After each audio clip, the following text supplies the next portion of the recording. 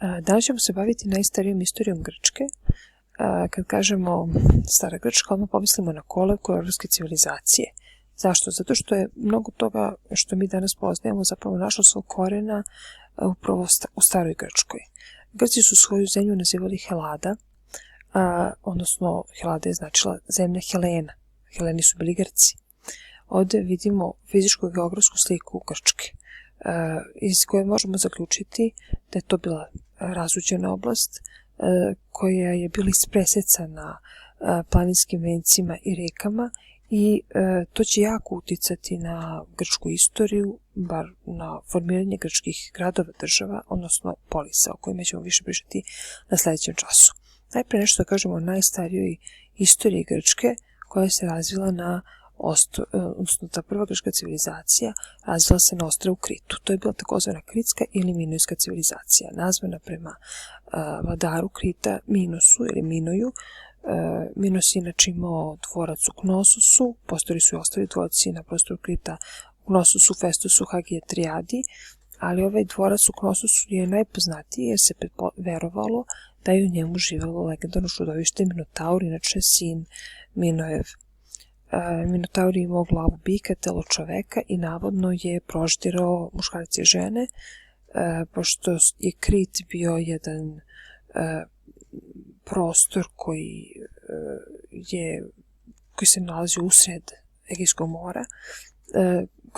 Zna se da su zapravo stanovnici Krita bili vešti i trgovci zanatlija, posebno pomorci, i oni su u jednom periodu, tamo u drugom mileniju do 15. veka pre nove ere, dominirali prostorom Egejskog mora i kao dominantni oni su tražili neku vrstu poreza, možda i u roblju, i u tome leži začetak ove legende o Minotauru.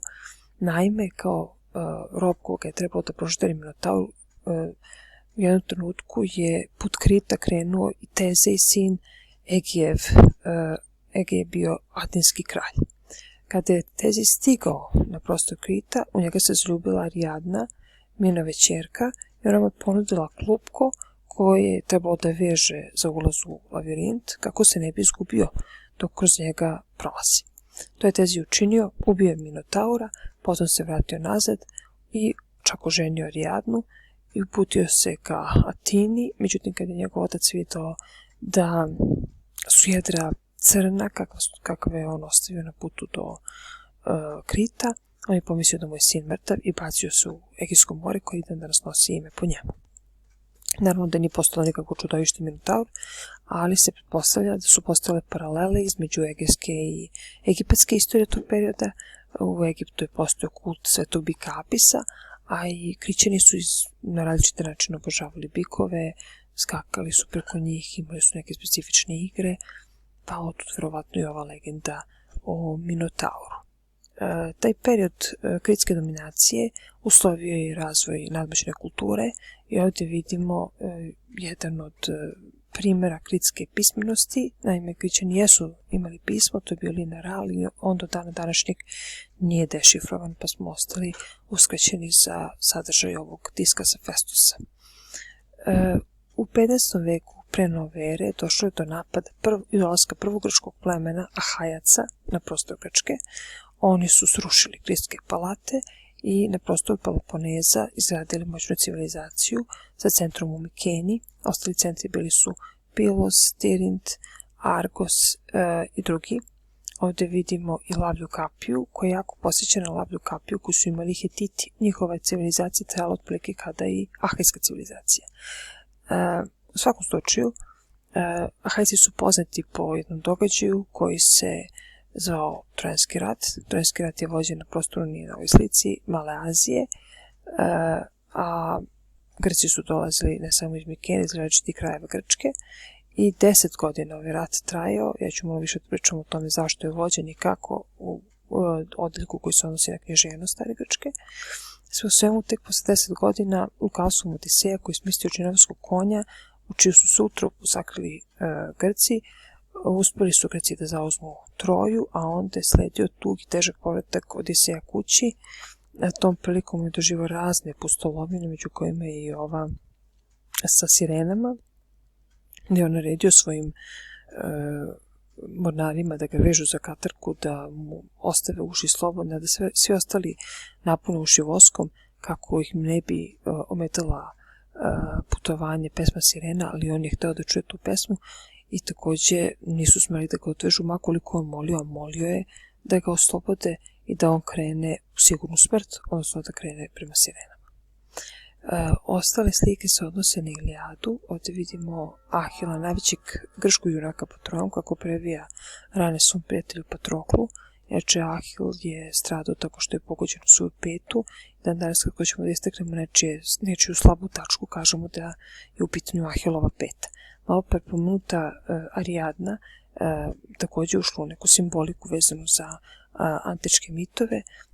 Kada kažemo da je nešto Arijadina nit, onda je to rešenje neke zagonetke.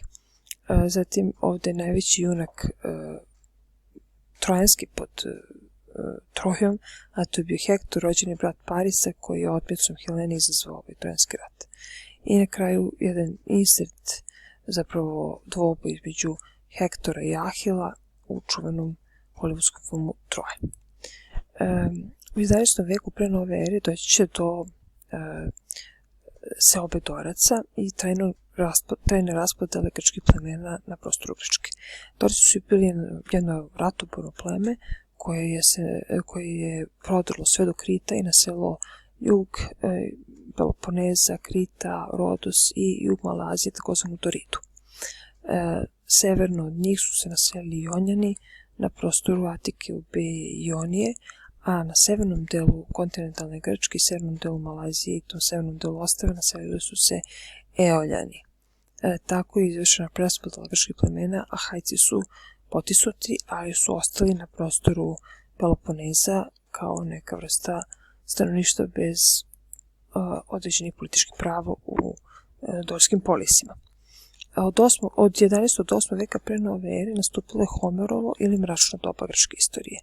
Mračno je zato što kod toga nema podataka o ovom periodu, osim Homerovih epova. Iako Homerovi epovi govore o periodu 12. veka pre nove ere, oni zapravo slikavaju kasniji period, odnosno period ovog Homerovog ili mračnog doba, kada je navodno Homer ili kogod on bio, pošto postoje različite teorije o tome ko je zapravo Homer bio, zapisao i sastavio te takozvane Homerove epove Ilijadu i Odiseju. Da je Troja više od epa, da je ona stvarno postojala, da je u pitanju jedno nalazište na prostoru Malazije, današnje Turske, dokazuje nemački arheolog i istraživač Heinrich Schliemann, koji vodići se u pustivim iz Ilijade i Odiseje uspio da pronađe Troju i da bogato ovako ukrasi svoju suprugu nalazima nakita iz nje. Od 8. do 6. veka pre nove ere traje period grčke kolonizacije.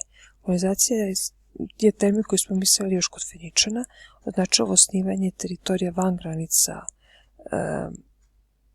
njihove matične zemlje i kolonije su kod postojale na prostoru čitavog Egejskog mora, također na prostoru Jadranskog mora, Crnog mora, a posebno na prostoru Južne Italije i Sicilije, koje su zbog ovih brojnih kolonija nosile naziv Magna Grecija ili Velika Grčka. Sljedeći časa ćemo se baviti polisima, odnosno samim pojmom polisa i koji su to najznačajniji grčki polisi, također ćemo objasniti i navesti.